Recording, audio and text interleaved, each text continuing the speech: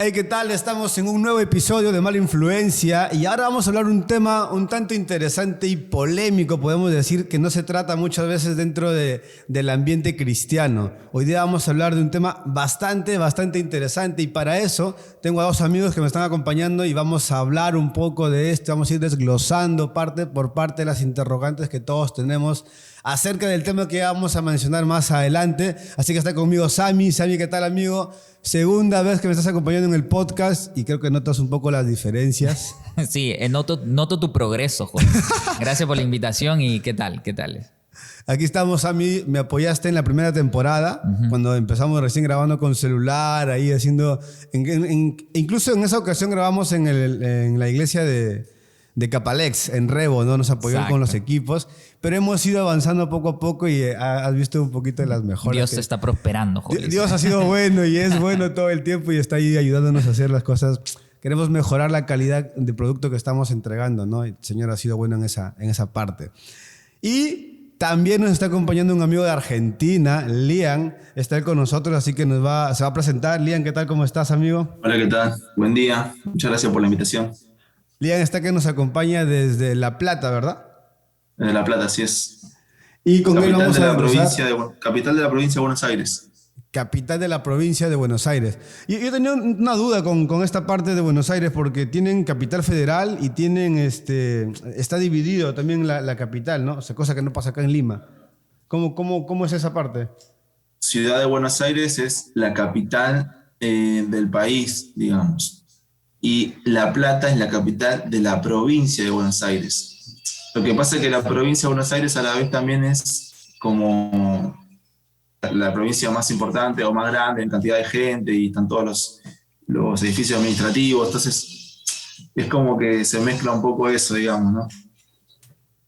Ah, interesante. No. Yo había escuchado recién eso un poco porque hay una diferenciación, ¿no? Porque incluso cuando buscas en el Maps, me pasaron una dirección de allá para ver una librería y no la encontraba. Y era porque no estaba en la ciudad de Buenos Aires, sino estaba en el Distrito Federal de Buenos Aires. Y era como que... Claro. Que ahí me confundí un poco. Se llama Capital Federal.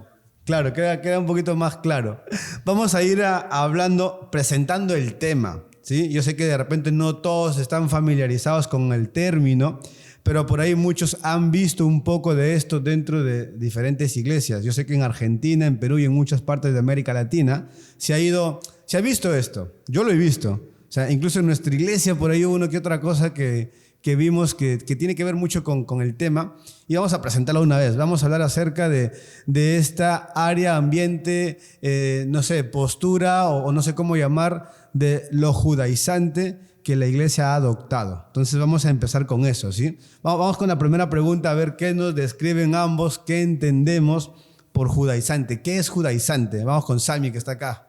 Ya, bueno, creo que si vemos en el primer siglo cómo se entendía el término judaizante, son aquellos judíos, ¿verdad?, que se convertían al cristianismo, eran creyentes, pero que añadían una particularidad, era que a los gentiles o a los demás les decían, oye, mira, como que la salvación no está del todo, no está completa, mientras no te adecúes pues a nuestras tradiciones, a nuestras formas, ¿verdad? Entonces esto creó realmente una batalla que emprendieron o tuvieron que pelear los apóstoles tanto en el primer siglo, ¿no? Y que tiene una conexión con lo que podemos definir ahora en la actualidad con judaizante también, pero creo que es importante definirlo en primer lugar cómo lo encontramos en la Biblia, ¿no? No sé qué puede decir. Lian. Sí, yo estuve pensando, judaizante para mí, el núcleo, digamos, del asunto, del problema son aquellos que creen que la salvación se puede alcanzar por medio de las obras o mediante la práctica de los mandamientos. Ese es el núcleo teológico, digamos, que nos diferencia a nosotros como cristianos. Es decir, la salvación se alcanza para el judaizante necesariamente mediante la práctica de los mandamientos, mediante las obras. Esa es la gran diferencia que tenemos, digamos. Después, todo lo demás viene, ¿no? Que son la cultura, las tradiciones, como decía Sammy, y un montón de cosas más, digamos. Pero el núcleo central es ese, digamos.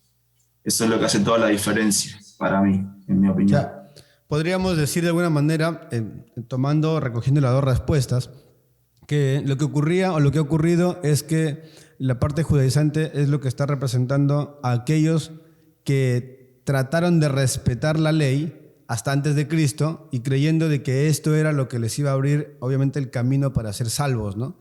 Y sabemos nosotros y entendiendo en este tiempo, o sea, ya 2000 años después, que al llegar el Señor, al darnos la salvación, ya no necesita, o sea, no es que no vamos a cumplir la ley, no es que la estamos dejando de lado, ¿no? El Señor no vino a destituir la ley ni a dejarla de lado, sino que Él la cumplió, pero es el único que la puede cumplir. Nosotros es muy complicado poder lograr ser tan perfectos de cumplir a cabalidad cada uno de los mandamientos, y es más, los cientos de mandamientos más que fueron añadidos al pueblo judío hasta aquel entonces, ¿no?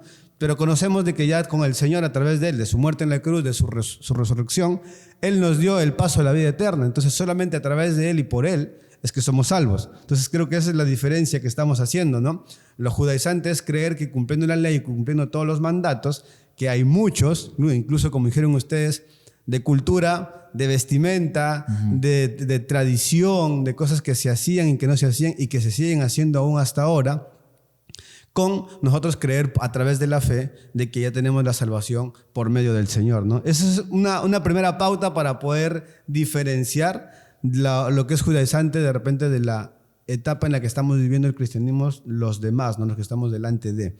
Ahora, dentro de esto vamos a plantear esta pregunta, está media complicada igual para nosotros, para poder definir también esto otro, pero quiero arrancar estableciendo estas pautas para luego poder iniciar la conversación.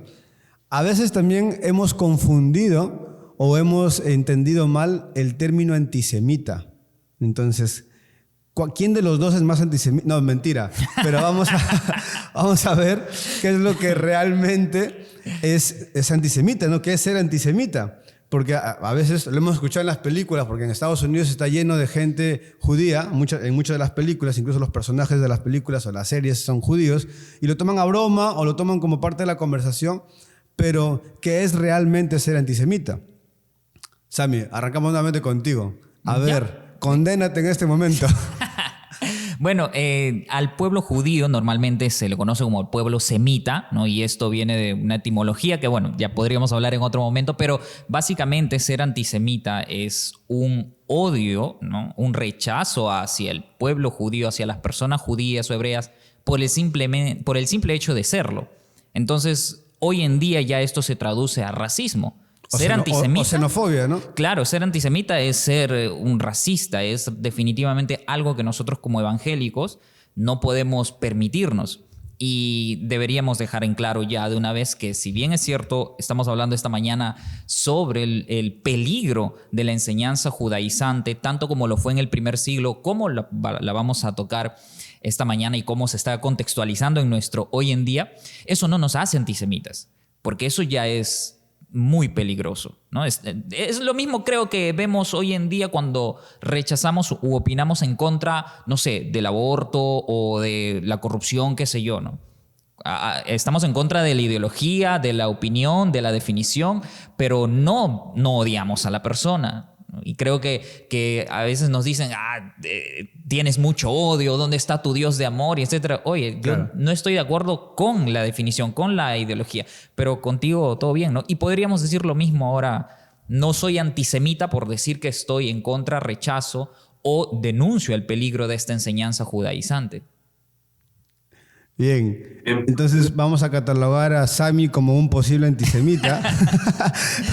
Pero ya vamos con Lian. Que no se acepta todavía.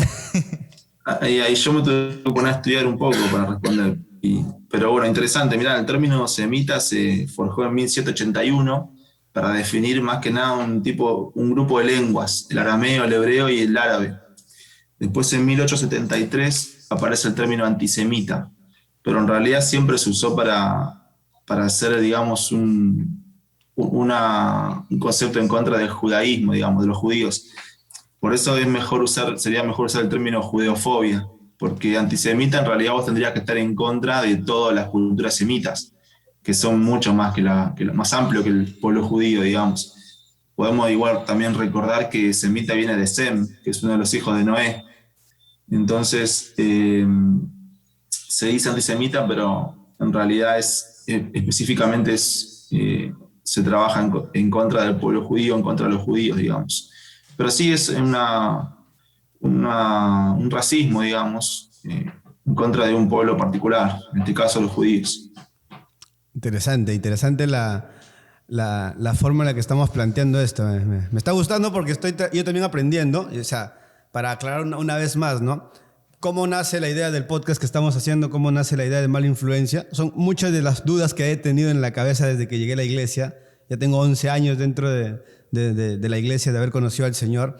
Pero siempre que uno entra se pregunta cosas, ¿no? A veces uno entra a una iglesia cristiana evangélica y ve una bandera de Israel. Y es como que, ok, ¿tenemos algún convenio? ¿Somos sucursal de este país? ¿O qué pasa, no? O sea, me pasó en una iglesia hace unos años que me invitaron a compartir y la iglesia estaba llena de banderas, ¿no? Entonces dije, bien, hay un cierto sentir misionero dentro de este lugar, pero en el centro estaba la bandera de Israel, entonces en todo el centro, ¿no? Y obviamente habían partecitas en este altar que estaban decoradas con cositas del pueblo de Israel, ¿no? De la cultura israelí. Entonces me llamó un poco la atención hasta ese momento y dije, ok, vamos viendo qué ocurre, ¿no? Y escuchaba cómo el predicador que estaba antes que yo iba hablando acerca de esta cultura, pero iba elogiando bastante la cultura, cosa que mucho se ha hecho en base a lo que hemos podido leer en el Antiguo Testamento, lo que la Biblia dice que es Israel el pueblo escogido, que también vamos a hablar de eso. Y en esto él declara que todo aquel que no ore por el pueblo de Israel es un antisemita, ¿no? Y ahí fue cuando, de verdad, se me quedó mucho ese término en la cabeza hace muchos años y dije, ok, vamos a ir entendiendo un poco esto, vamos a ir conversando de este tema para ver qué entendemos realmente por esto.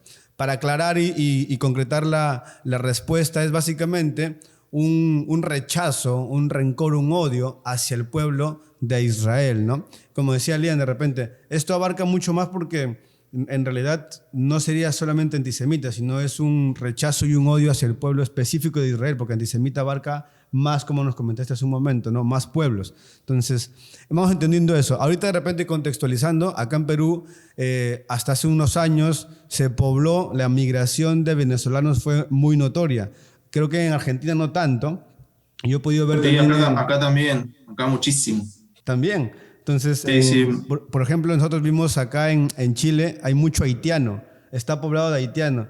Y quieras o no, yo lo he visto acá en Perú, lo he visto en Chile, en Argentina no lo noté mucho, el año pasado que estuve por allá, pero sí noto el cierto comentario, vamos a decirlo, no racista, a aquel que vino a trabajar de otro lugar hacia mi país, ¿no? Entonces es como que siempre ha habido verlo por encima del hombro, o sea, tú no eres tan importante como yo, o sea, tú estás por debajo, ¿no? Y siempre ha habido esto, entonces, pero siempre ha habido un cierto rencor y rechazo, y aquí en Perú en estos últimos 2 años, de repente, se ha discriminado mucho al venezolano, y se le ha hablado con mucho rencor, ¿no? Por su forma de hablar, de actuar, por su misma, no sé, su misma actitud muy amorosa que tienen muchos de ellos, entonces, siempre el ser humano y la persona tiende a destacar ciertas cualidades de una raza, de una nación, de una cultura, y o terminamos burlándonos de esto o terminamos rechazando esto. Entonces siempre nos ocurre. Entonces para esto, ¿qué tenemos de repente? ¿Qué costumbres, símbolos y decoraciones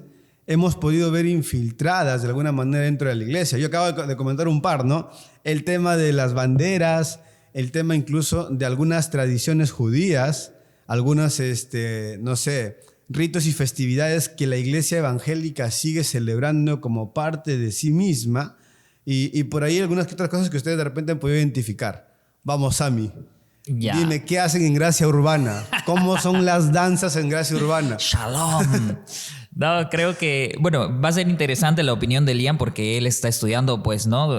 Creo que artes y, bueno, esto es muy importante, los símbolos, los íconos, ¿verdad?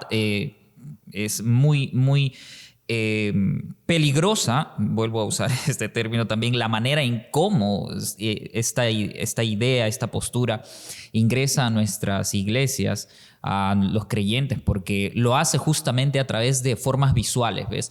El candelabro ahí en la esquina de la iglesia, ¿no? O de pronto una simulación del arca del pacto por ahí, o incluso hay en las iglesias pues una idea de que está el lugar santo y el lugar santísimo. He ido a una congregación hace muchos años que había un velo todavía, una cortina, y que supuestamente el pastor entraba solamente en ciertas oportunidades. Ajá, allí. todavía no se había rasgado el velo para ellos. Imagínate, o sea, a eso voy, ¿no? Las implicaciones ya estás entendiendo la idea. Entonces, parecen inofensivas, ¿verdad? Una bandera por aquí, o no solo los símbolos, pienso ahora en la manera en cómo hablan, ¿no? Le comento también a Lian, hace unas semanas, un pastor, por una muy buena iniciativa, me añade a un grupo de WhatsApp de charlas teológicas. Entonces, él propone cada semana un tema y dice, oye, distintas posturas, distintos pastores, líderes opinan, ¿no? Y listo, lo hacíamos. Y la primera pregunta, por la coyuntura justamente, era la de Israel, el Israel actual. ¿Es o no es el pueblo escogido de Dios? Entonces, habían hermanos claramente que apoyaban esto, y tú veías los argumentos que presentaban, y una de las características que noté era pues el uso de las transliteraciones hebreas, ¿no? Shalom, Yeshua, ¿no? Jacob, y muchas cosas así. Entonces, hasta el lenguaje algunas veces, y en mi opinión y mi experiencia, parece que lo hacen como si les diera una conexión más íntima con Dios. Un nivel espiritual diferente. Sí, como si estuvieran en otro level espiritual, ¿no? Entonces, creo yo que son algunas de las cosas que yo por lo menos he visto. No sé cómo hay en Argentina, no sé qué pudo haber visto o experimentado Liam, pero sí, eso puedo decir. Bien, no, con todo lo que decís, ahora digamos me pongo muy contento de no haber visto todo eso acá en Argentina. O sea, yo hace 20 años que soy cristiano, 21, y sí, cuando me convertí por ahí veía alguna que otra bandera de Israel en alguna iglesia, pero... Las danzas, digamos, ¿no has visto las danzas también? No, sí, eso sí es más generalizado, ¿no? Claro. Que viene del Recudim, de la danza judía, se tomó eso, digamos. Las banderas nunca lo vi personalmente muy generalizado en alguna que otra iglesia, pero sí sé que en la década de 70, por ejemplo, sí se usaba mucho la bandera de Israel en las iglesias evangélicas, sobre todo pentecostales, y también la bandera de Estados Unidos, lo que nos causaba un gran problema, porque en la década de 70 en Argentina, bueno, hubo en el marco de las dictaduras militares de América Latina, digamos, esta lucha que se intentaba imponer, ¿no? De este binomio de comunismo, capitalismo, Estados Unidos contra el marxismo, el comunismo. Entonces, al ver imagínense una persona que era militante de izquierda o que tenía una apreciación en contra del capitalismo, por supuesto veían en la iglesia evangélica todo un símbolo del capitalismo, nada que ver, no le estábamos hablando de cristianismo al poner una bandera de Israel y una bandera de Estados Unidos. Entonces, toda esa gente, digamos, nunca se iba a acercar a una iglesia evangélica a buscar ayuda, a buscar salvación, digamos. Entonces, realmente fue un problema para nosotros, porque también eso lo usó mucho la Iglesia Católica en su momento en contra de la Iglesia Evangélica, diciendo que éramos una religión foránea, una religión extranjera, y que la religión nacional propia del lugar era el catolicismo, digamos. Entonces nos costó mucho tiempo revertir eso acá en Argentina y que la gente pueda entender que es una, digamos, expresión también propia del pueblo argentino.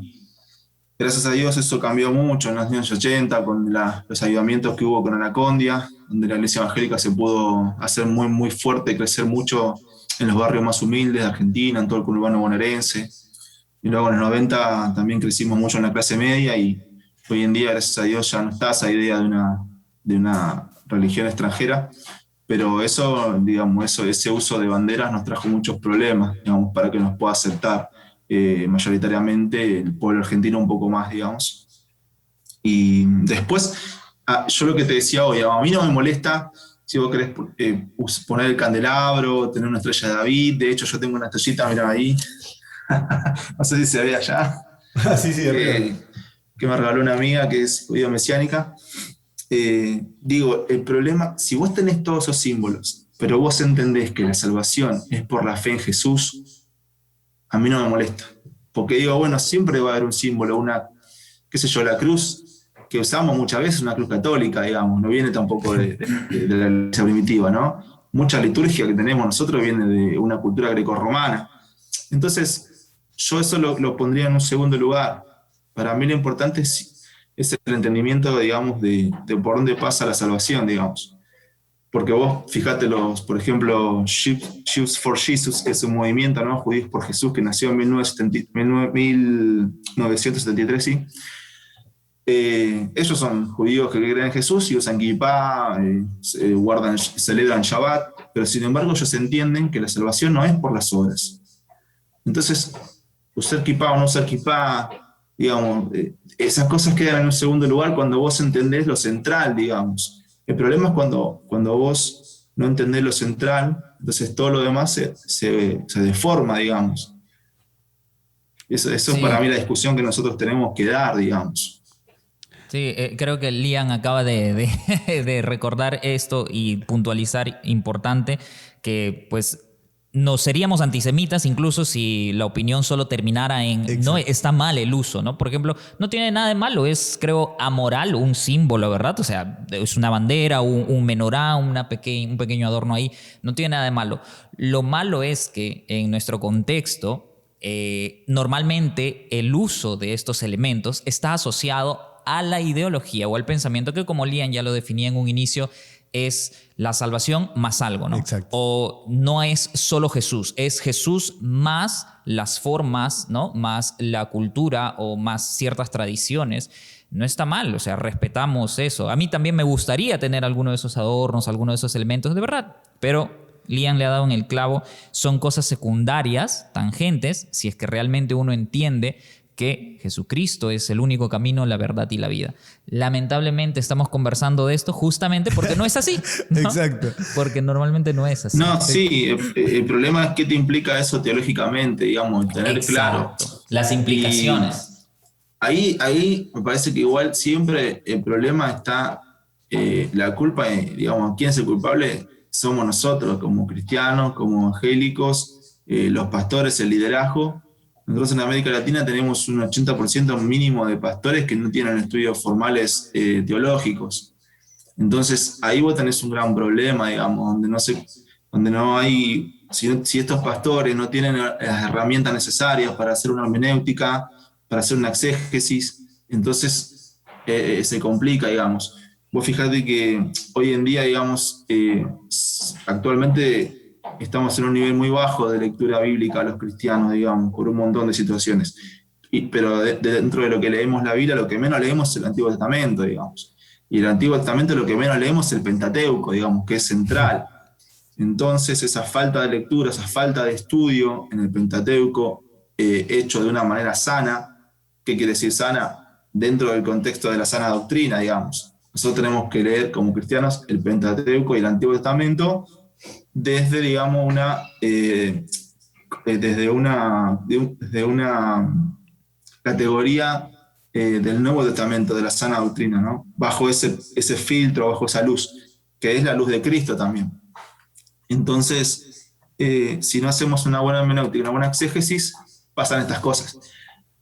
Pero para poder hacer eso vos tenés que tener gente capacitada. Entonces, creo que nuestro trabajo va por ahí, digamos, que los pastores puedan tener terminada la primaria, el secundario, que muchos pastores no lo tienen. Por ejemplo, en Argentina, bueno, como te decía, la iglesia más grande es la iglesia pentecostal y mayoritariamente se encuentran en conurbano bonaerense, en barrios muy humildes, en villas. Entonces sus pastores también vienen de ese contexto y muchos no tienen terminado la primaria, secundario.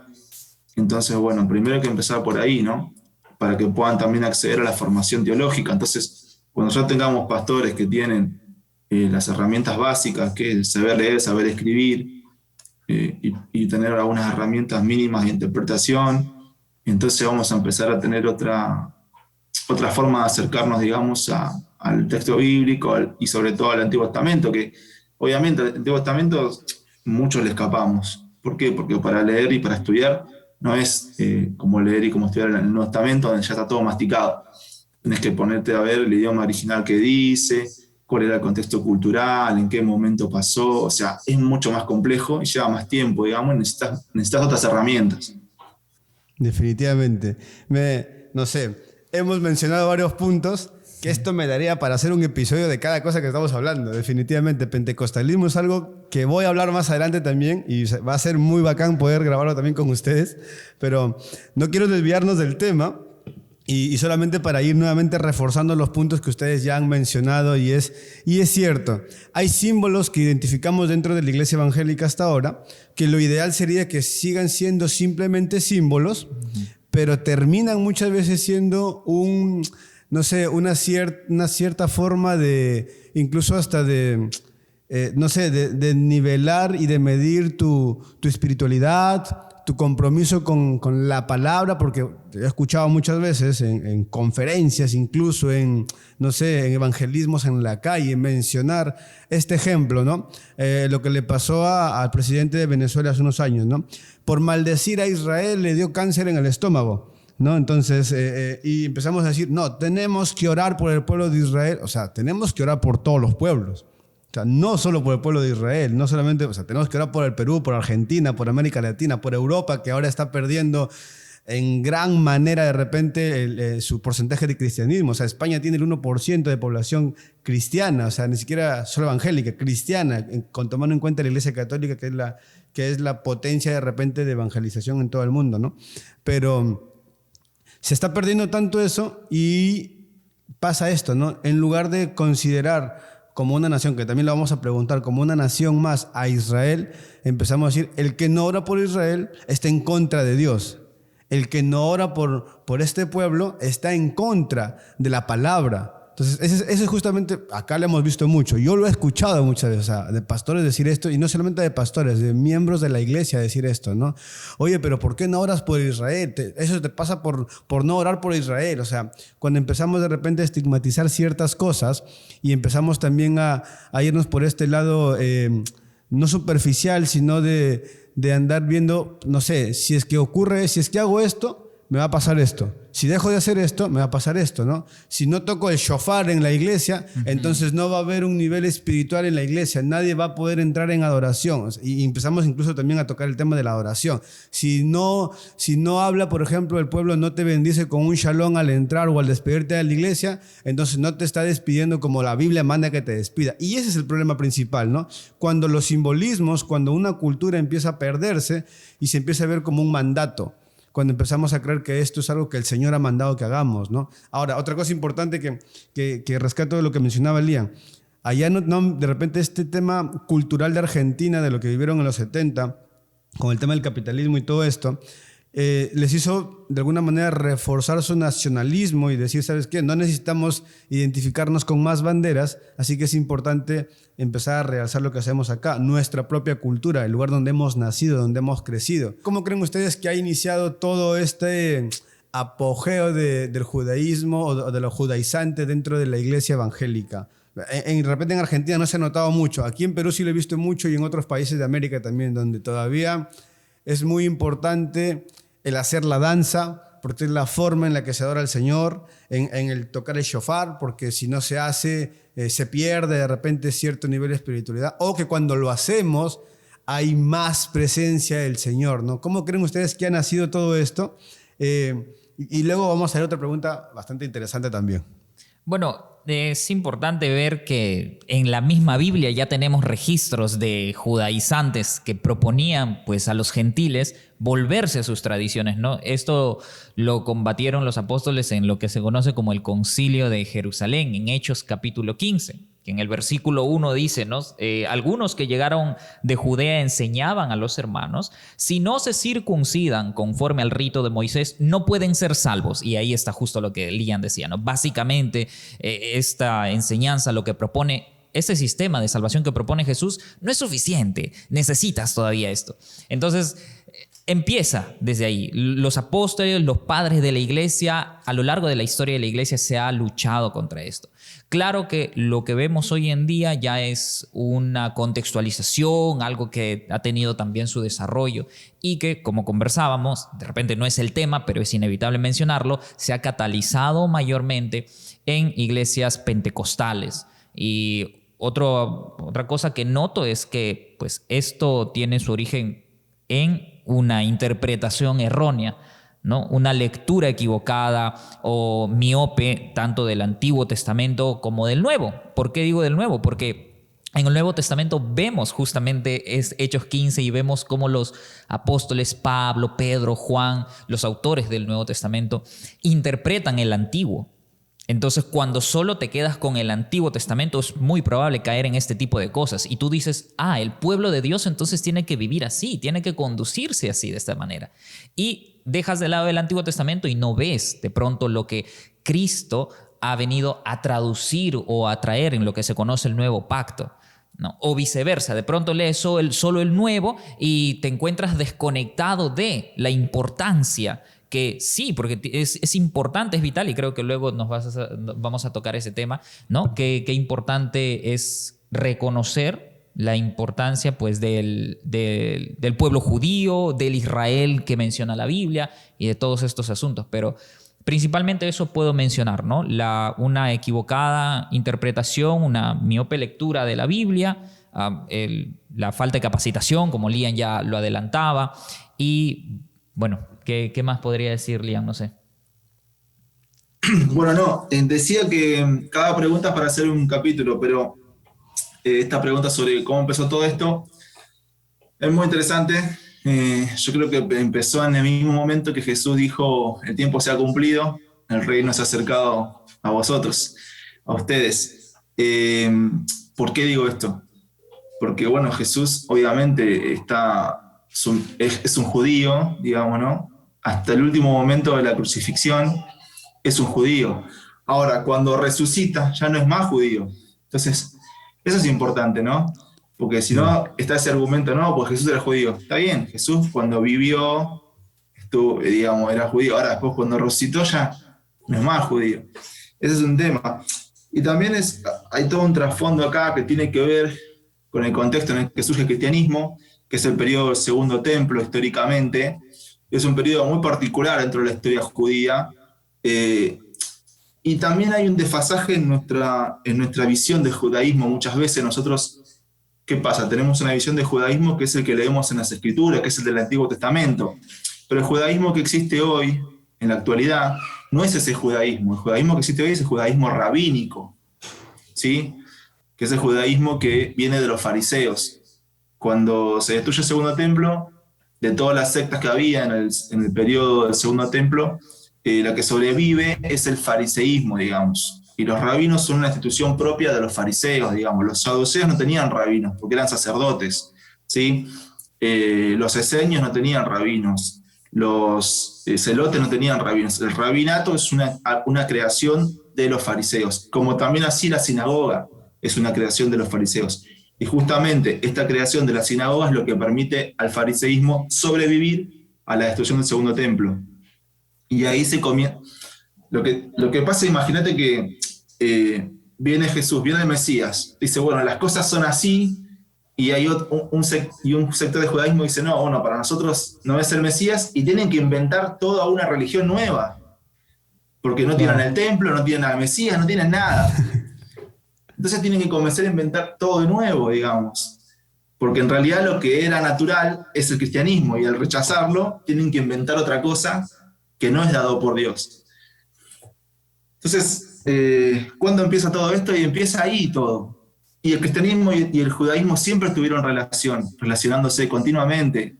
Y muchas cosas que nosotros hacemos son en oposición al judaísmo, y muchas cosas que el judaísmo hace son en oposición al cristianismo, y son identidades que se van alimentando mutuamente, tanto por oposición o por tomar cosas de los otros, digamos. El judaísmo actual ha tomado cosas del cristianismo, el cristianismo ha tomado cosas del judaísmo actual. Entonces, la conformación identitaria, digamos, hay una mezcla interesante ahí, digamos. Ahora, lo que vos preguntás quizás tiene más que ver con la actualidad. Yo creo que este movimiento de judío mesiánico, digamos, surge en 1973 con el movimiento Jew for Jesus, que lo crea Moshe Rosen, que es un estadounidense que tenía padres judíos reformistas, pero él no era antirreligioso, digamos. Entonces, bueno, se convierte, tiene una conversión al cristianismo, es ministro bautista, y después va a fundar este movimiento en 1973, que va a crecer bastante. Digamos, y hoy en día la cantidad de judíos que se han convertido o se convirtieron en judíos mesiánicos es importante, es bastante, digamos, nunca había pasado esto. Ustedes piensan que la conversión de los judíos siempre, por lo general, eran obligatorias, ¿no? en la Edad Media o cuando con la Inquisición, digamos, se los obligaba a convertir a los judíos. Y más adelante, después, no se los obligaba, pero se convertían por la necesidad de acceder a las universidades, por la necesidad de acceder a ciertos derechos sociales y políticos. Entonces, no era una conversión obligatoria, pero como que casi obligatoria, tampoco era voluntaria, digamos. Pero a partir de 1973, a partir de todo este movimiento, empiezan muchas conversiones voluntarias, digamos. Y eso es bueno, es positivo, digamos. El problema es que justamente esta falta de capacitación nuestra, yo creo que nos ha llevado a un desmadre, digamos. Sobre todo viendo lo que está pasando en Centroamérica. Hace poco leí una nota donde las iglesias cristianas se convierten directamente al judaísmo, ni siquiera al judío mesianismo, digamos. Iglesias completas se convierten directamente al judaísmo ortodoxo. Entonces se van de un extremo al otro, de un momento al otro, ni siquiera pasan por un judaísmo por ahí conservador, o no, directamente al judaísmo ortodoxo. Y eso me parece que es una alarma que tenemos que verla, digamos. Obviamente que no es generalizado, no es en todo el continente, pero es algo que hay que ver qué está pasando. También nosotros tendríamos que preguntarnos por qué muchos de los cristianos, evangélicos quizás, más que nada, ¿por qué tienen esta necesidad, digamos? ¿Qué es la necesidad que están teniendo y que la iglesia no está supliendo, digamos? Wow. Yo me quedo cada vez más asombrado con cada respuesta que dan ustedes. Definitivamente quisiera que no termine este episodio porque estoy aprendiendo bastante. Sé que la gente que está escuchando también está como que han resuelto algunas dudas y tienen más dudas ahora por resolver. Pero miren, lo que siempre decimos, estudien, busquen un lugar, aprendan. Luego vamos a dejar las redes de Sammy y de Liam para que puedan incluso seguirlos, agregarlos, hacerles consultas, ver su trabajo, ver qué están haciendo y por ahí también ir aprendiendo un poco más. No quiero agregar más a esto porque tiene una pregunta interesante que viene más adelante, pero ¿Israel sigue siendo una nación especial? Y si es así, ¿qué tan especial es Israel? ¿Sí? Entonces, ¿qué tanta importancia tiene Israel? O sea, si rescatamos el Antiguo Testamento, era el pueblo escogido por Dios. O sea, era a quienes el Señor en medio de toda la inmundicia separó para que pueda salir de ahí el Salvador, ¿no? Y no solamente eso, todo el Antiguo Testamento está escrito en base a este pueblo. Es como que la historia es la serie entera de toda una nación, transcrita en muchos libros. Iba a decir cientos, pero no, en muchos libros. Y quizás cientos, sí, hablando de historia de la humanidad y todo lo demás, se habla mucho acerca del trabajo del pueblo de Israel. Entonces, yo creo que históricamente es un pueblo que ha destacado mucho, incluso sigue en guerra todavía por el territorio y todo lo demás. Pero, hablando como cristianos, desde el ámbito espiritual y desde el ámbito eclesiástico también en nuestra actualidad, ¿qué tan especial es el pueblo de Israel? Y si es especial, ¿qué tan especial es realmente? La singularidad del pueblo de Israel es notoria en el Antiguo Testamento, cuando el mismo Dios dice, ¿no?, de ellos, ustedes son mi especial tesoro. Y es decir, sí hay una importancia que no nos atrevemos a negar porque sería negar la Escritura también. Entonces es importante no caer en eso. Pero imagino que la pregunta es, hoy en día, ¿no?, actualmente, ese especial tesoro, ese pueblo escogido, es el que vemos todavía hoy en las noticias, en CNN, en BBC. Bueno, yo opino que no, porque estamos a miles de años de diferencia. Hay todo y como bien lo decía Liam, hay hechos históricos, ¿no? El segundo templo, lo que pasó, incluso la nación de Israel, que hoy en día nosotros escuchamos y vemos, no fue pues declarada como nación, si no me equivoco, hasta hace unas décadas. En el 60, si no me equivoco. Entonces, es anacrónico como decir que, oye, el Perú es el virreinato todavía, ¿verdad? Claro. Entonces, no, ¿ves? Esa conexión no es fiable, no es buena hacerla. Ahora, en el grupo de WhatsApp que les dije que me habían añadido, ¿no? Era justo esto, es el especial tesoro, y ellos decían que sí, y te sacan muchos argumentos, incluso el tema genético, ¿no? Claro, porque todavía allí hay judíos de pura cepa, 100%, y hay otros que están regresando porque quieren restaurar su código genético. O sea, yo me he quedado asombrado realmente de todo lo que desconocía, pero que te argumentan los que opinan que sí, porque la respuesta no es tan sencilla como decir sí o no. En realidad hay mucho allí sobre la mesa. Pero, resumiendo, yo digo que no.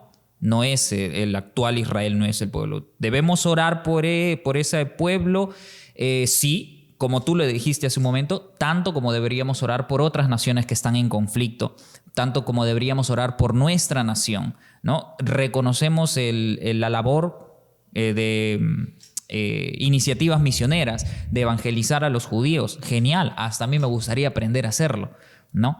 Pero no podemos equiparar al Israel actual con el que vemos en la Escritura, en el Antiguo Testamento, ¿no? Es una conexión que no se puede dar. Bien, yo diría que es un pueblo diferente, no diría que es un pueblo especial, ¿no? Diferente de las demás naciones, sí, ¿por qué? Por la intervención de Dios en su historia. Y lo de especial tesoro, digo, yo creo que hoy el especial tesoro es la iglesia de Jesucristo, que es el pueblo de Dios, donde no hay ni griego ni judío, ni esclavo ni libre, ni mujer ni varón. Ese es el especial tesoro de Dios en este tiempo, digamos, ¿no? Desde que Jesús vino a la tierra y resucitó.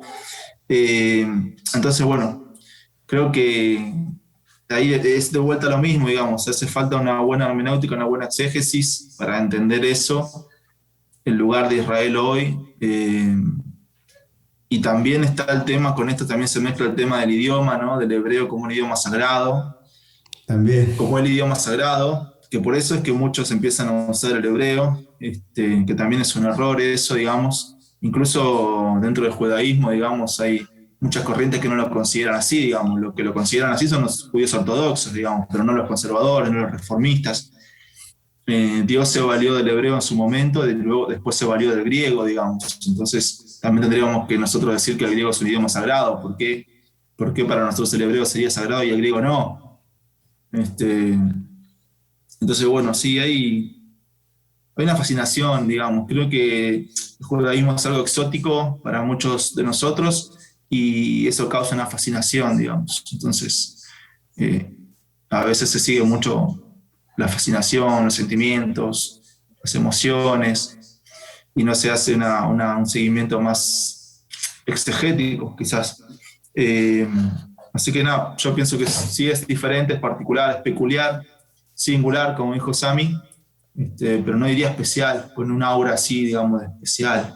Quería leer un texto, ya que lo menciona Lian, Efesios capítulo 2, que dice en el versículo 11, ¿no? Por tanto, recuerden que en otro tiempo ustedes, los gentiles en la carne, que son llamados de incircuncisión, por la tal llamada circuncisión hecha en la carne, ¿no? Etcétera. Recuerden que en otro tiempo ustedes estaban separados de Cristo, excluidos de la ciudadanía de Israel, extraños a los pactos de la promesa, no tenían esperanza, no tenían a Dios en el mundo, pero ahora en Cristo, ustedes que en otro tiempo estaban lejos, han sido cercados por la sangre de Cristo, ¿no? Y bueno, el resto del capítulo lo que enseña es que de ambos pueblos hizo uno, que Cristo vino a derribar justamente ese muro, esa pared que los dividía. Entonces, como bien dice Lian, el especial tesoro.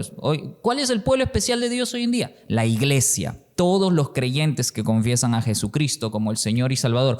Judíos, peruanos, argentinos, chilenos, como lo dice Apocalipsis, cuando Jesús retorne, ¿qué encontrará? Su pueblo, ¿quiénes lo conforman? Gente de toda raza, de todo pueblo, de toda tribu, de toda lengua. No dice gente que habla hebreo, gente que pues no, está con su menorá, su candelabra. No, es justamente esta diversidad, esta mixtura de gente, pero que tiene una cosa en común, la fe en Jesucristo, que confiesan a Cristo como el Señor y Salvador, ¿no? Y acabas de dar respuesta a una de las preguntas que yo tenía pensadas, que creo que no estaban en la lista, que les pasamos. Pero sí, a veces entramos también en este conflicto, ¿no? Y me lo han preguntado incluso dentro de la iglesia, personas adultas, de Israel sigue siendo el pueblo escogido, y si son ellos, nosotros qué somos, o no somos los dos, ¿cómo es? Tenemos compartida la salvación, ¿qué pasa con esto?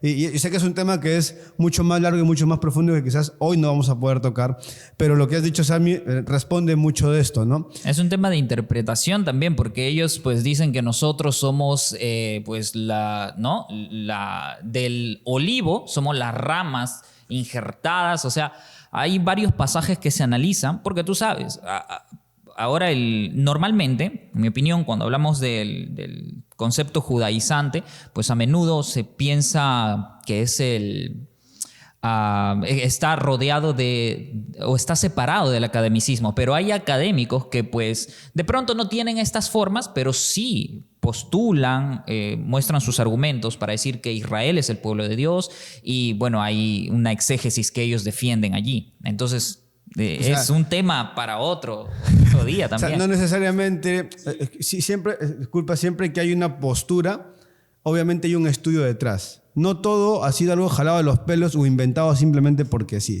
Muchas veces ha habido alguien que lo ha estudiado, que lo ha interpretado de esta manera y lo defiende de determinada forma, ¿no? Entonces, sí ocurre también esto, y creo que la gran mayoría de posturas presentadas ahora que hacen la diversidad de la iglesia cristiana justamente muestra porque alguien se tomó el tiempo de analizar ciertas cosas y de encontrar sentido en ciertos pasajes que obviamente terminan dando luz a la postura que están presentando, ¿no? Eso es lo que yo he podido identificar. Lian, ¿nos ibas a comentar? Sí, yo quiero decir que es un tema complejo, digamos, ¿no? Hay que decir que no es algo sencillo y ciertamente, digamos, y yo también cuando tomé la decisión de considerar estos temas con seriedad, digamos, me tuve que poner a estudiar, me tuve que poner a leer, y lleva tiempo, lleva trabajo, y hay que poner la cabeza, hay que orar, hay que ayunar, no es para tenerlo como en poco, digamos, ¿sí? Creo que la Biblia es clara, pero sí hay que estudiar, hay que entender bien lo que pasó, lo que está pasando, lo que hizo Dios en el Antiguo Testamento, en el Nuevo Testamento, cómo queda el lugar de Israel. No es un tema menor y es complejo, ciertamente. Creo que igual lo que más hace complejo esto por ahí es esa frasecita del apóstol Pablo que dice, al final todo Israel será salvo, ¿no? Y ahí es como que la complica mal. Entonces, muchos se iba a agarran de estar ahí, bien, ¿no? Pablo, dejándonos y aclarándonos muchas cosas y vienes con esto.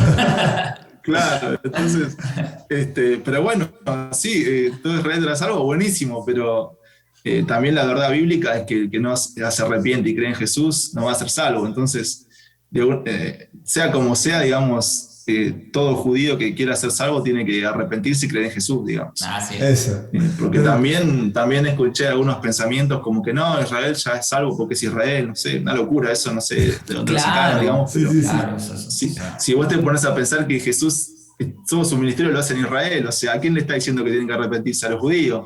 Si ustedes tienen que arrepentirse y creer, si no nace de nuevo, no sos salvo, no importa si sos quien seas, digamos, Y es para también todos. dicen, no, es que Israel, ellos son, ¿no? Ellos ya, como dices, son salvos, pero tú ves, yo por lo menos con mi familia estoy haciendo los devocionales, los evangelios, y en muchas oportunidades ves a Jesús hablarles muy fuerte y decirles, ¿no? Oye, sarta de víboras. Pueblo, o sea. Claro, sarta de víboras, hipócritas, ¿no? Entonces, como que tú te quedas, yo no veo aquí como que Jesús... Mucha gente salvada, ¿no? Sí. O sea, hay un conflicto. Y sí, o sea, lo que decía Lian tiene mucho de sentido, ¿no? Pablo lo que expresa es más un anhelo, como cuando escuchamos a los predicadores en los meetings que se hacían antes, en las conferencias, en todo lo demás, de decir Perú para Cristo, ¿no? O sea, Argentina para Cristo. yo creo que era más una declaración de anhelo que tenía Pablo de decir, Israel tiene que ser es salvo porque vamos a predicarle nosotros, le vamos a compartir el mensaje y tienen que arrepentirse para esto. Sino que su declaración es como que de donde la gente se agarra. Y es que definitivamente lo que termina ocurriendo es siempre el hombre mirando al hombre, ¿no?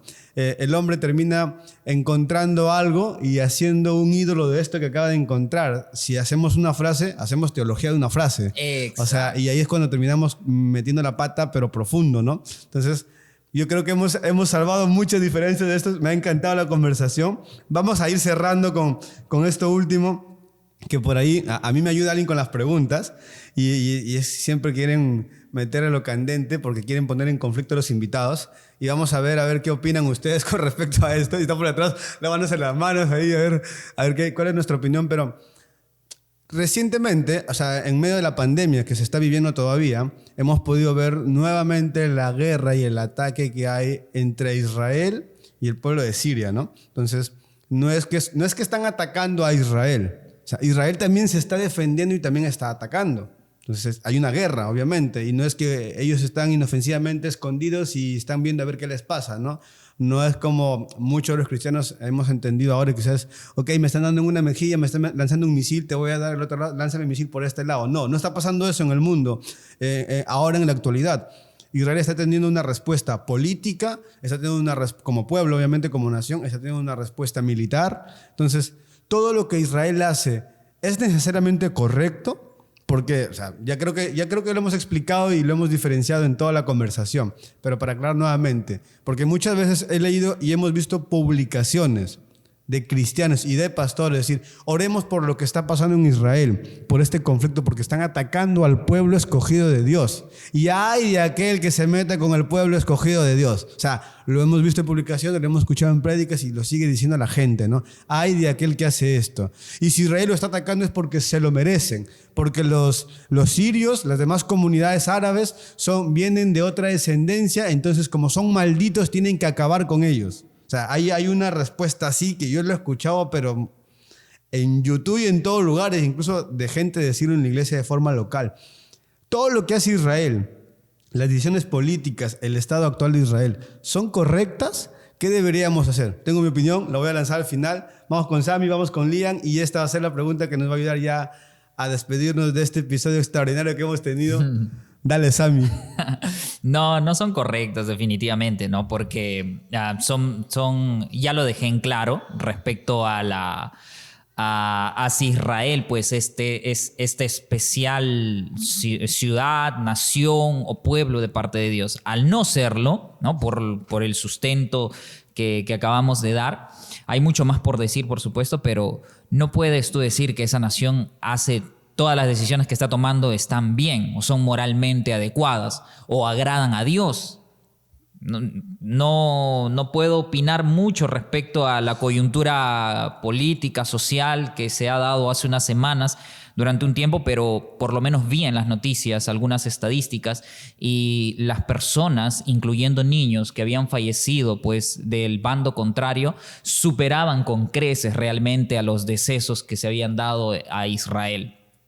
Ahora, es mi opinión, puedo especular que detrás de esto no hay pues una espiritualidad que agrade a Dios. Pues, puedo opinar y decir que detrás de esto hay, como cualquier nación, un interés político, un interés demográfico, un interés allí económico también, pero más nada puedo decir, no está bien, no está bien. ¿Que se debe defender como cualquier otra nación? Por supuesto, no estoy en contra, claro, ¿no? Porque obviamente atacan tu país, tu nación, por eso hay un Ministerio de Defensa y hay un protocolo incluso. Claro, por supuesto, no puedo decirle que se queden en brazos, pero creo que a menudo se victimiza a Israel o al pueblo judío por lo que en su historia se conoce, ¿verdad? El holocausto, son cosas sensibles. Entonces, hoy en día, cuando hablan algo del pueblo judío contra la nación de Israel, etcétera, de pronto algunos traen a la mente eso y dicen, no, pobrecitos, que eso, que el otro. Entonces,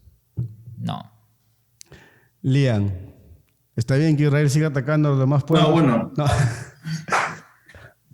No, creo que hay que juzgar en el sentido que uno, cuando opinar, digamos, o cuando uno hace un análisis, de Israel como nación. Hay que hacerlo como lo haríamos con cualquier otra nación, y como cristianos con los parámetros bíblicos del Nuevo Testamento, con los principios y valores del Nuevo Testamento, pensarlo críticamente lo que hace Israel, de acuerdo a ese filtro que es nuestra medida, digamos, como cristianos, que es el Nuevo Testamento.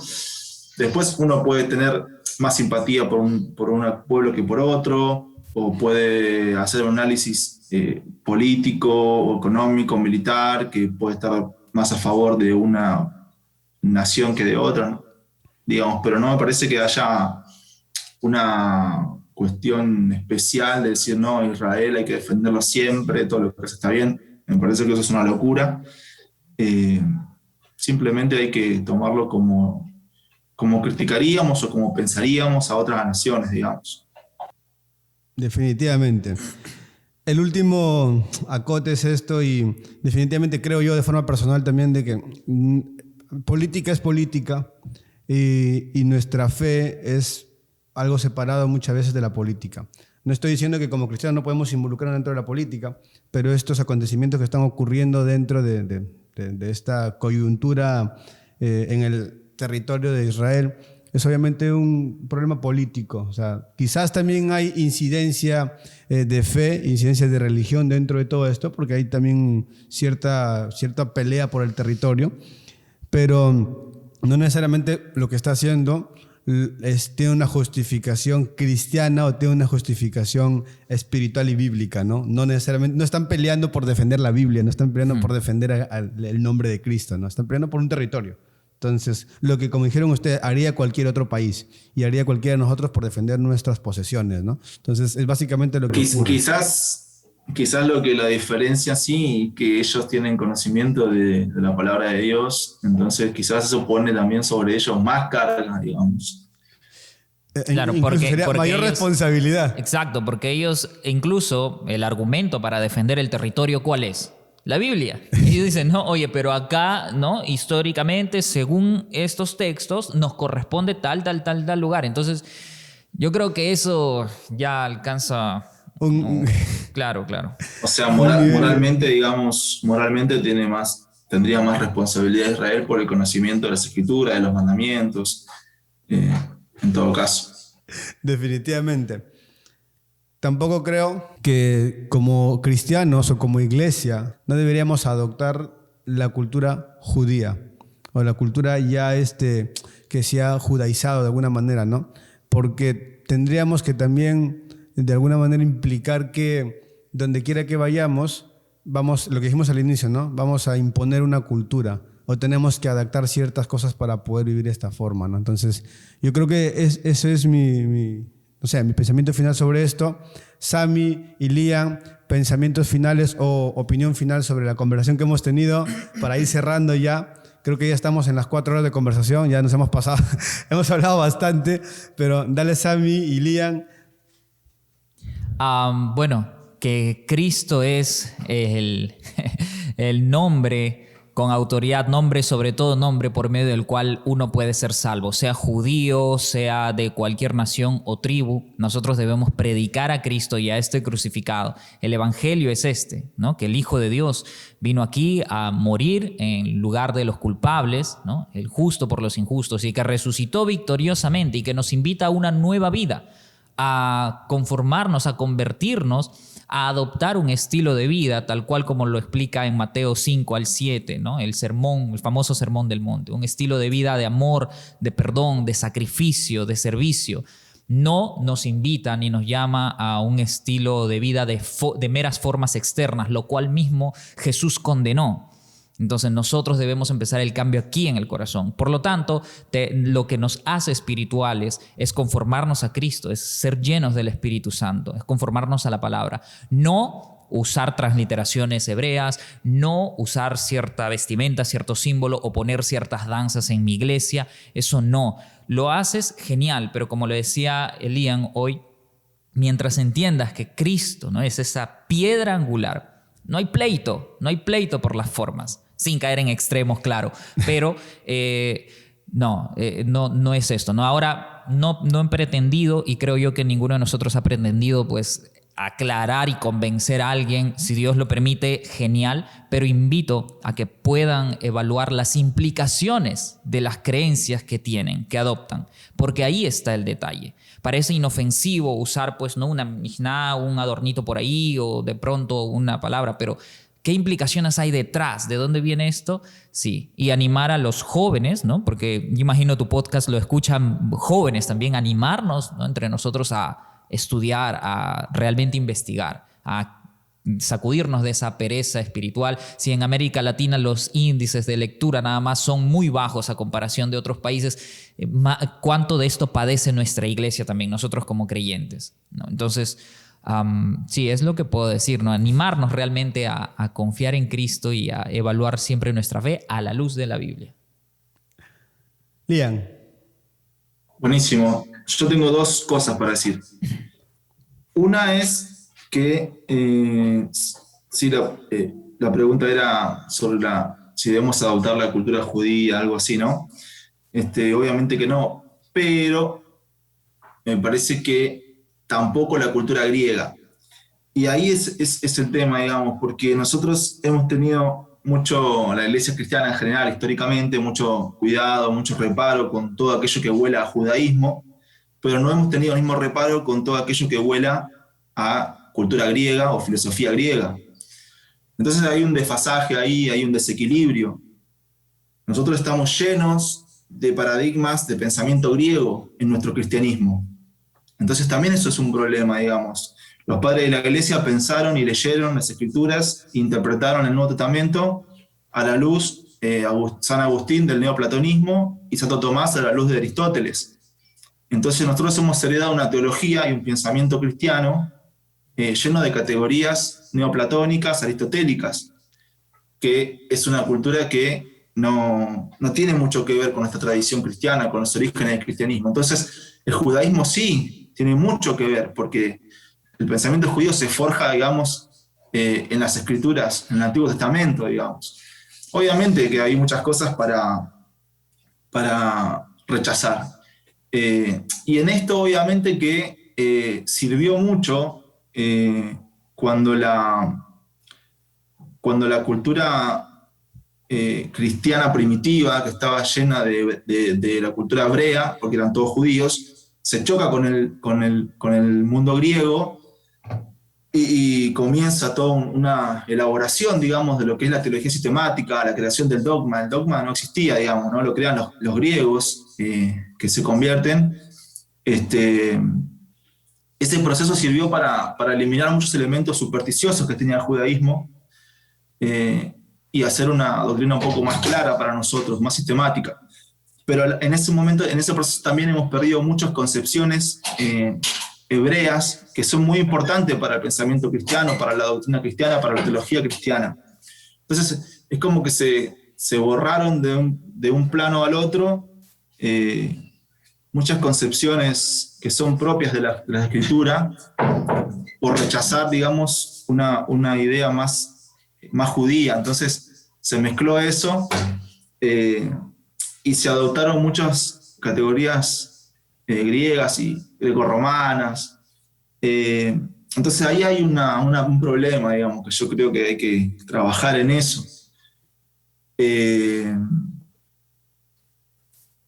Entonces, ¿qué pasa? Tenemos nosotros ese desequilibrio. Ese es un tema. ¿Qué vamos a hacer con eso? Yo creo que hay que retomar muchas concepciones del Antiguo Testamento que son centrales en el Nuevo Testamento, ¿no? Y muchas veces por este miedo al judaísmo, al judaizante, rechazamos todo. Todo lo que huela a judaísmo, no. Decimos, no, cerramos la puerta. Ahora, pero no hacemos lo mismo con todas las concepciones filosóficas griegas que tienen una base en el ateísmo, básicamente, digamos, porque son los primeros que surge el ateísmo, digamos, en la filosofía griega, digamos, que empieza a cuestionar a sus dioses. Entonces, ahí no tenemos ningún reparo. Todo lo que es la concepción del ser fragmentado no es una concepción del Antiguo Testamento, ¿no?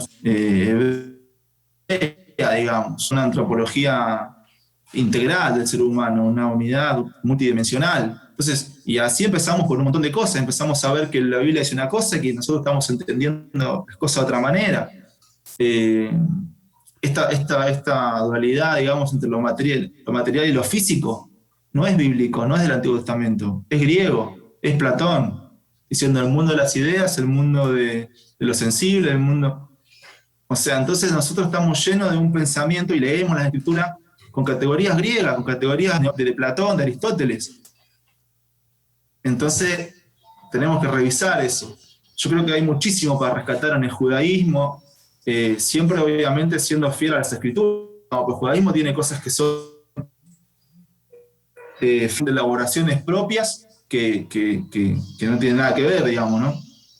Pero bueno, creo que tenemos que hacer lo que Pablo dijo, digamos. Examinarlo todo y retener lo bueno. Y ese es un trabajo exegético que lleva tiempo, lleva trabajo, hay que invertir en eso. Por un lado, esa crítica, digamos, también.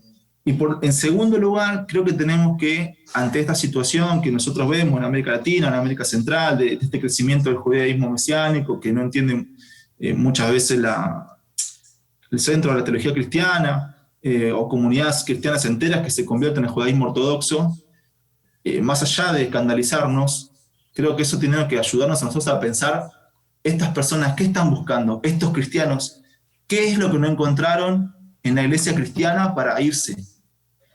Porque no creo que ninguna de esas personas lo haya hecho solamente por un hecho de decir de maldad, o decir, digamos, sino que creo que sinceramente están buscando algo, o tienen una necesidad que la iglesia cristiana no ha sabido cómo cubrirla, digamos. Porque otra cosa es decir, bueno, en realidad ellos nunca fueron cristianos, pero estamos hablando de cientos de miles, ¿no? Entonces, ¿qué decimos? Bueno, no son cristianos, no importa, o decimos, no, pará, capaz son cristianos, pero algo pasó, ¿qué pasó? Entonces, creo que todo esto apunta a nosotros, digamos, nos da más responsabilidad a nosotros, en el término, como decíamos hoy, de la formación teológica de nuestros líderes, de nuestros pastores, y en segundo lugar, pensar qué están buscando. Y ahí yo tengo un pensamiento, digamos. Yo, por ejemplo, desde hace 20 años que soy cristiano, no recuerdo ninguna prédica sobre los mandamientos de Jesús, por ejemplo. No escucho que nosotros hablemos de cumplir mandamientos. Es todo fe, es todo gracia. Y sin embargo Jesús dice, los que me aman, mis mandamientos guardarán. O sea, yo voy a saber que me aman porque guardan mis mandamientos. Y esa prédica nunca la escuché yo. ¿Cómo? ¿Los cristianos tenemos que guardar mandamientos? Sí, los cristianos tenemos que guardar mandamientos. ¿Pero no somos salvos por gracia? Sí, tenemos que guardar mandamientos, pero no somos salvos por los mandamientos que guardamos, no por la gracia de Dios. Entonces a nosotros nos está faltando esa parte, que es una parte que estructura a las personas. Muchas personas están buscando estructuras firmes, sólidas. Por eso se van al judaísmo ortodoxo. Se van a lo más ortodoxo que pueden, porque necesitan que le digan cómo tienen que vivir, y nosotros tenemos que decirle cómo tienen que vivir de acuerdo a lo que nos dijo Jesús, digamos. Jesús también nos ha provisto de enseñanzas fuertes, sólidas, de principios claves, de valores. Entonces, en un mundo posmoderno, en un mundo donde líquido, como dice Zygmunt Bauman, donde todo fluye, donde todo es tan líquido, la gente está buscando lugares sólidos, está buscando espacios sólidos, estructuras firmes. Y nosotros tenemos que proveer esa estructura. Los cristianos tenemos la ley de Cristo. Así como está la ley de Moisés, está la ley de Cristo. Pablo lo dice claramente, la ley de Cristo, que es la enseñanza del Mesías. Entonces, me parece que nos está faltando ese mensaje a nosotros. Porque, ¿qué están buscando? ¿A dónde se están yendo? Están buscando una estructura, algo sólido. Entonces, muchas veces el mensaje del cristianismo evangélico, que mayoritariamente es pentecostal, es un mensaje de emociones, de sensaciones, de experiencias, y nada más, de algo efímero. Entonces me parece que tenemos que repensar nosotros qué está pasando. Es una culpa nuestra, digamos, del liderazgo cristiano evangélico y no de aquellos que se van.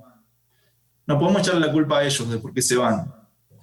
Es como en una casa, como un divorcio, ¿no? Y decir, no, la culpa es... No, a ver, ¿qué pasó? ¿Por qué llegamos a esta situación? Bueno, esa es mi conclusión. Bravazo, definitivamente Ha sido una muy, muy buena conversación. Sammy, ¿algo que tengas que decir ya para despedirnos?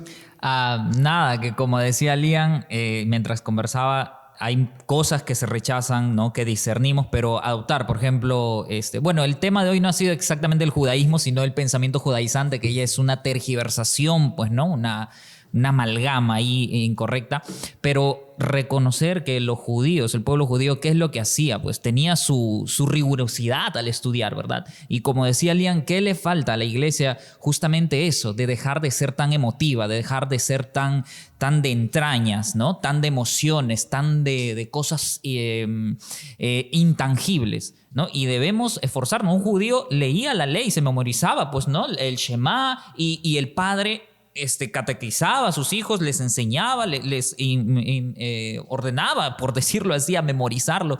Y es lo que ha hecho que la religión judía se perpetúe por cientos de años.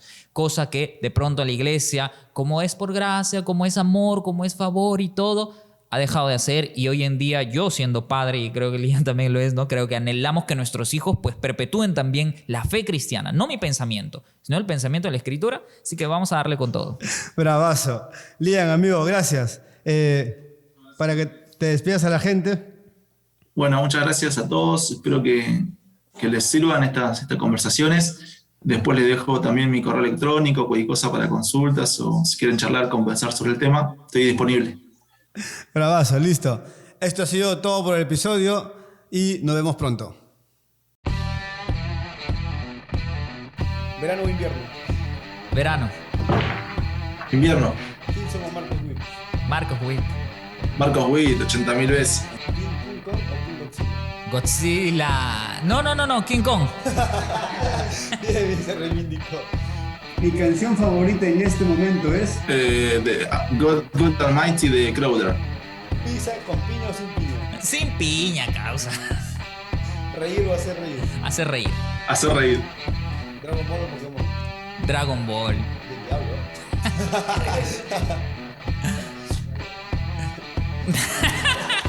¿Películas o series?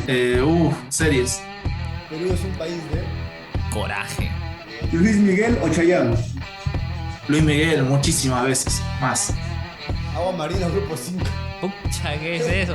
Agua marina, creo, porque de niño la escuché. Sí. Messi o Maradona. Maradona. ¿Alianza o Universitario? Universitario. La gente de la U, bien. ¿Mate o café? Mate. Y otra, ¿mate o tereré? Y en verano tereré. ¿Delivery o cocinar? Cocinar. De ley. ¿La hierba que usan para el mate es de Argentina o es paraguaya? Es de Argentina, creo. Sí, Argentina de Misiones. Lo más bonito de Trujillo es... Bueno, que conocí aquí a mi esposa. Venir a Mala Influencia ha sido... Buenísimo, me encantó. Alucinante.